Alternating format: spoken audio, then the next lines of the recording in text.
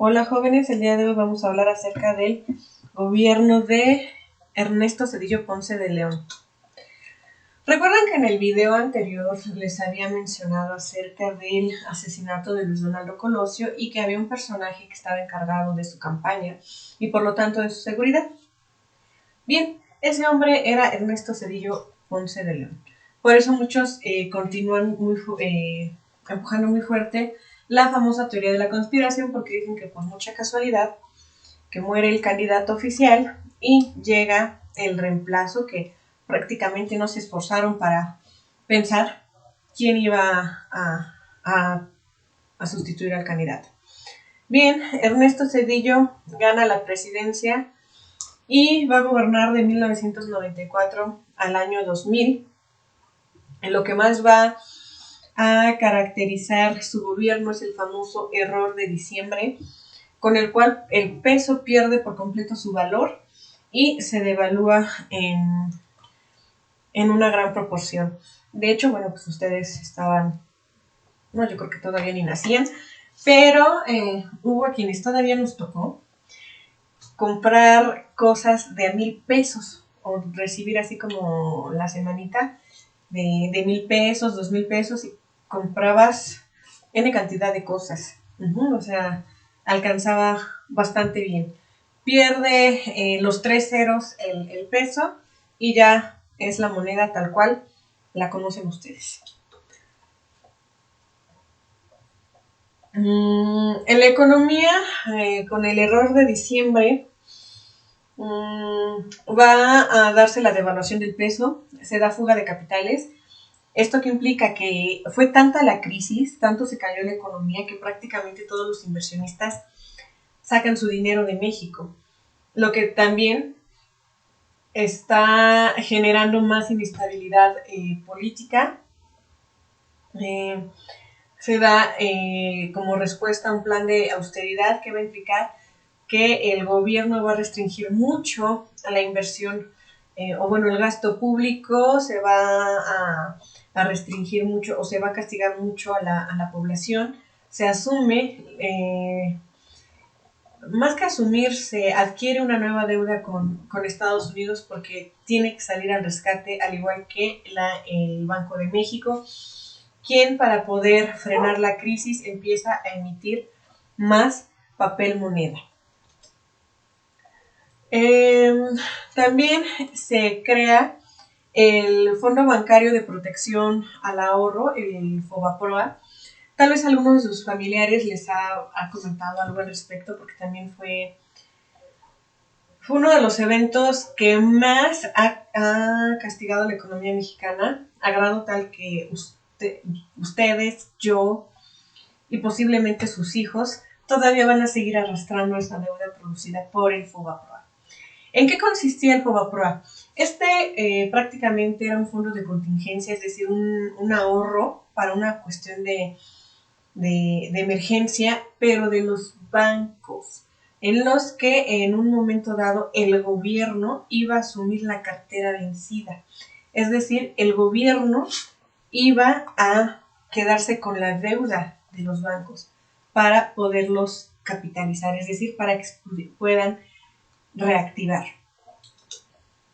Este es el proceso del FOBAPROA. El FOBAPROA, este fondo de protección, se crea en 1990. Toda vez que ya la economía ya estaba dando luces de que estaba inestable, en 1994 estalla la crisis. Y es tanta la crisis que se decide aplicar el FOBAPROA. Es decir, los bancos le ceden al gobierno toda la deuda. El gobierno prácticamente es el encargado de asumir, de pagar todo. ¿Cómo se los explicaré?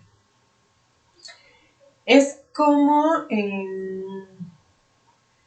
si a ustedes una persona les debe dinero y les firma un documento.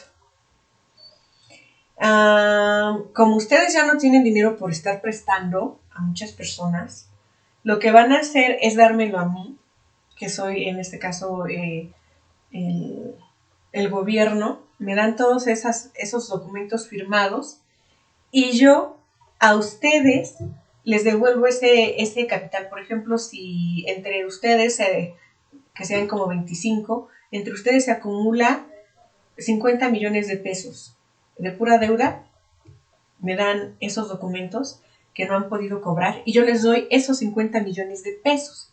Sin embargo, yo como gobierno me quedo todavía con nada. Prácticamente digo, bueno, ya asumí la deuda de ustedes, ya me quedé con lo que ustedes les deben, ustedes ya recapitalizaron, ya vuelven a tener dinero, pero yo ya no tengo nada. Entonces, ¿cuál es la alternativa que hace el gobierno? En 1998 se convierte en deuda pública. Es decir, yo a ustedes ya les di dinero porque ustedes ya me dieron lo que no les pagaron. Me dieron documentos que no podían cobrar, yo ya les pago ese dinero. Ahora lo que yo hago es ir con otro grupo y subirles los impuestos y empezar a cobrarles y cobrarles y cobrarles para tratar de rescatar lo que yo invertí.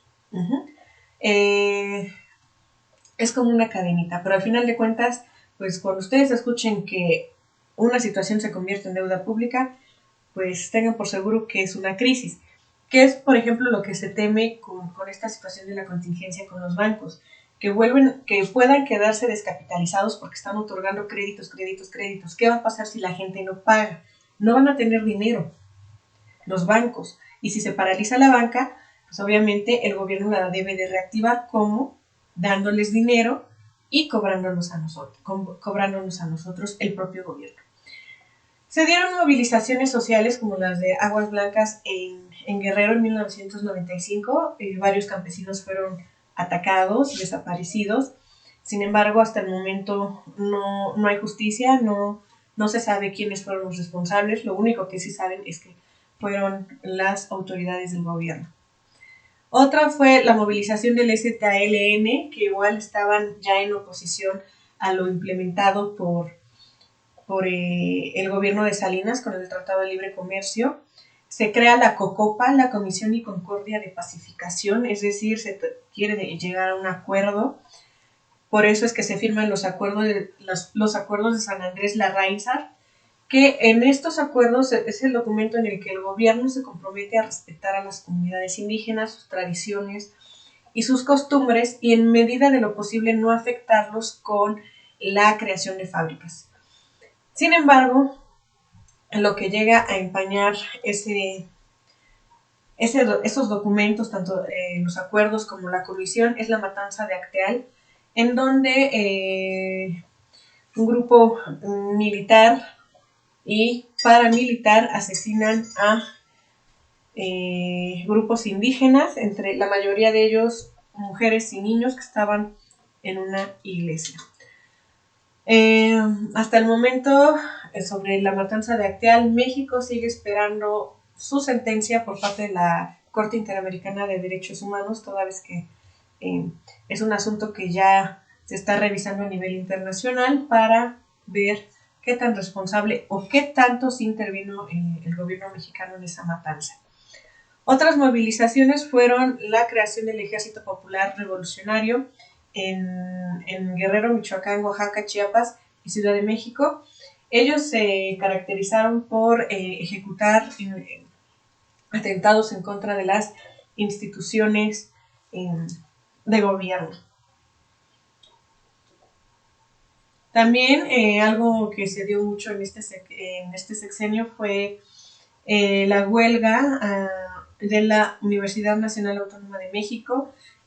Los estudiantes se fueron a huelga por el aumento a los pagos y que se iba a incorporar el Ceneval a la UNAM, es decir, ya un examen de ingreso, pero controlado por esta institución. Y esta huelga prácticamente duró un año, afectó mucho los estudios. Sin embargo, la Policía Federal toma las instalaciones sin necesidad de llegar a los actos violentos como los ocurridos en el 68, sino de forma pacífica deciden recuperar las instalaciones del gobierno. También Cabe destacar que gran parte de la población estudiantil apoyó esa acción porque ya querían volver a clases.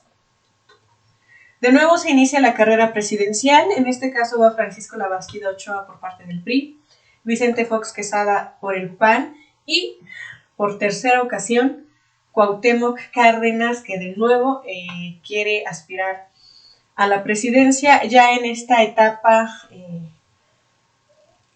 de las elecciones, incluso había quien decía que tenía un sueño frustrado, toda vez que Cárdenas nació en Los Pinos cuando su papá era presidente y como que decían que su anhelo era llegar a la presidencia, sin embargo, no lo logró.